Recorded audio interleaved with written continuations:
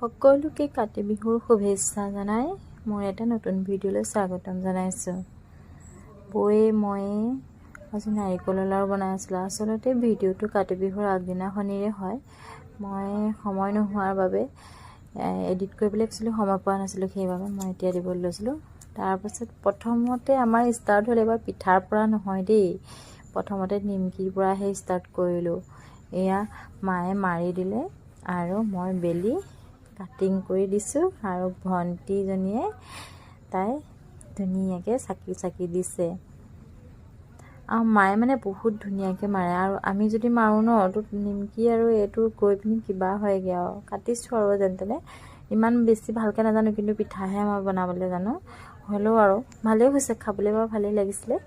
এনেকৈ কৰি বনালোঁ, সঁচাকৈ বহুত ভাল লাগিছে। তাৰপাছত আহি গ'ল আমাৰ পিঠা পৰ্ব। এতিয়া ইয়াত মায়ে ধুনীয়াকৈ গুলি থৈ দিছিলে।